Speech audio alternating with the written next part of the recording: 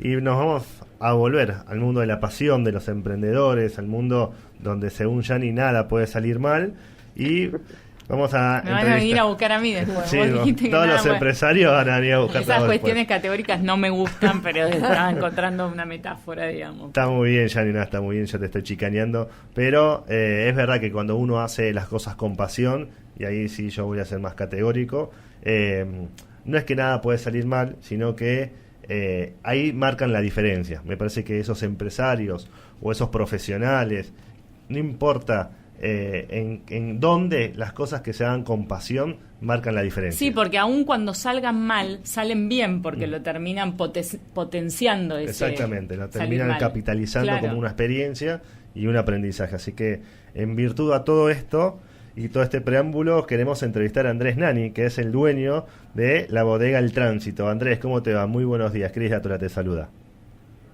Hola, Cristian, ¿cómo estás? Muy buenas tardes. Muchas gracias por llamar. Gracias a vos, Andrés. Contanos primero cómo empezó esta bodega, cómo empezó este sueño, Bodega El Tránsito. Bueno, la historia tiene una historia corta y una historia muy larga. Vamos por la corta porque acá nos matan si no. Sí, no, lo que te quería comentar es lo siguiente. Yo soy cuarta generación de bodeguero en realidad, así que la bodega inicialmente empezó hace 130 años con mi bisabuelo llegando de Italia, pero bueno, fueron pasando generaciones y distintos edificios, y la nueva Bodega del Tránsito arrancó allá por el 2004, se terminó en el 2006 y salieron los primeros vinos ya elaborados en esta bodega en el 2007. Mira vos, o sea, Sí, para la primera hacer molienda fue en verano 2007. Este resumen, ¿vinieron tus abuelos? ¿Son? Mi bisabuelo. Tu bisabuelo. De bodegueros. Sí, por eso lo consulté, porque no me daban los números. Llegaron tus bisabuelos, fueron a Cafayate y montaron ahí la bodega. Y después fue pasando el tiempo, familia de bodegueros, y ya más cerca del 2022, en el 2004, empezaron con esta nueva fábrica, con esta nueva bodega, donde en el 2007 lanzaron los primeros vinos. Exactamente, los primeros vinos de esta bodega. En realidad, Bodega El Tránsito es una marca muy vieja que ya lo usaba mi abuelo en una bodega ya hace muchos años, que hoy casualmente está cerrada, y ahí funciona la bodega, el Museo del Vino. Y es el predio de la Serenata Cafayate, que es el festival folclórico más grande del norte. Es la antigua Bodega del Tránsito, y cuando yo construí la última, le volví a poner la marca antigua, recuperé la marca de mi abuelo, y por eso se llama Bodega del Tránsito. La gente me pregunta qué significa. En realidad no significa mucho, sino que es una marca histórica que existía, y como era de mi abuelo, la seguimos usando. Qué lindo. Me imagino el valor emocional que debe tener eso para vos. Sí, para nosotros significa muchísimas cosas. En la casa de aquella antigua Bodega del Tránsito nació mi papá y algunos de sus hermanos, así que para nosotros está muy cargado de significado, aunque el nombre no es tal vez el más marketinero o el más moderno. En Cafayate marca toda una historia. Qué lindo. Bueno, y contanos cuáles son los desafíos que tienen hoy como empresarios para que están enfrentando en esta Argentina tan compleja. Bueno, en realidad los desafíos son múltiples. Ya desde el momento en que es una empresa agroindustrial y comercial exportadora, tenemos todo tipo de desafíos, desde el tipo de cambio que varía y nos hace muy difícil el acceso y mantenernos en los mercados internacionales, porque es como vender hoy día a 1, mañana a 4, después a 2, no podemos cambiar los precios afuera, y sí nos cambia cómo nos impacta el precio por el tipo de cambio. Siguiendo por todos los problemas que puede tener una industria, y hasta el clima, cuando llegamos a la finca, digamos, yendo desde el final hacia el principio, ¿no? Así que tenemos que dormir preocupados por si va a helar o si va a caer un granizo. Claro. Los problemas con la gente, con el personal que necesitamos, que tiene cualquier empresa, hasta tratar de convencer a un chino o a un canadiense que elija nuestro producto, y que después eso se pueda mantener en el tiempo con un tipo de cambio que puede variar, y de repente dejar de ser competitivo, volver a hacerlo, y cuidar un mercado internacional es muy difícil, que es el desafío que a mí más me gusta. Yo trato de exportar a todas partes, me pongo como objetivo llegar a distintas partes del mundo, por eso siempre mi foco está puesto ahí. ¿Y dónde están exportando actualmente?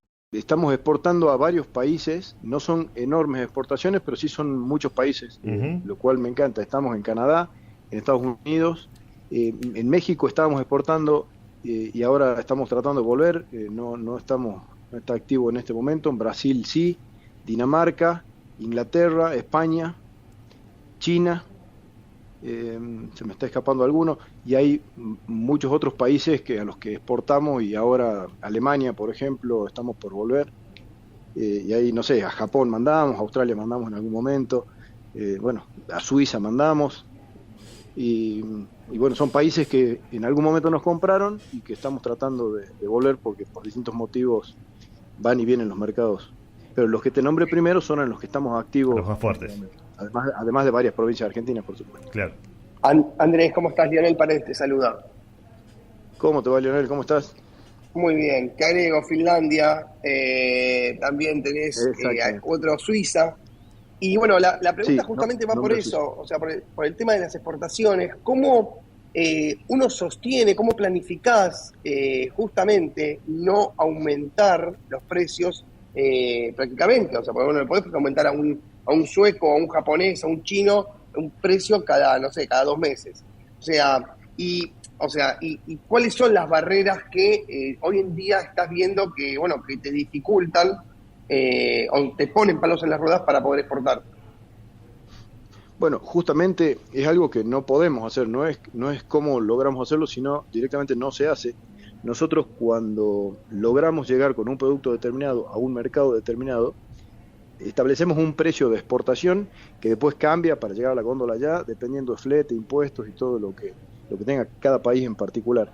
Pero un vino que sale, por ejemplo, a $5 de la Argentina, sigue saliendo a $5, te diría que para siempre.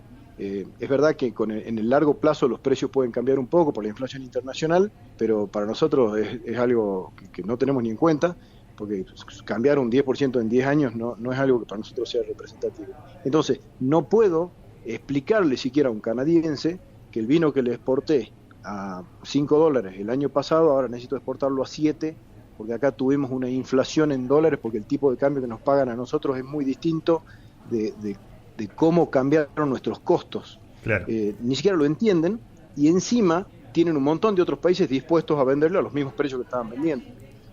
Entonces, nosotros como una bodega boutique tenemos la ventaja de tener un cierto valor agregado que nos permite vender a un precio que, cuando la situación se pone muy extraña, tenemos más margen para aguantar con una rentabilidad menor.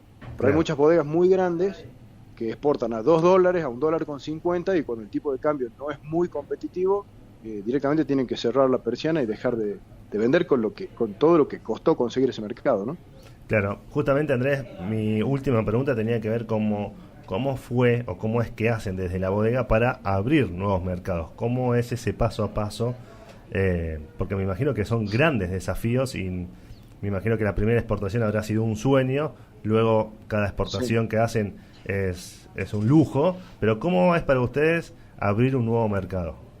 Bueno, en realidad te diría que no existe una receta. Hay muchas cosas para intentar y cruzar los dedos y tratar de que alguna funcione, porque hay que viajar. Por ejemplo, ahora, la última semana de este mes voy a estar en San Pablo, en la Pro Wine, que es una feria muy grande, que se hace en Alemania, y año por medio se hace en Brasil o en Hong Kong. Y ahí conocemos importadores de distintos países que van a lo mismo, a la feria, y bueno, tratar de desarrollar un producto que guste, una etiqueta que guste en ese mercado, tener un precio competitivo, lograr que nos presten atención en medio de tanta demanda, de tanta oferta, perdón.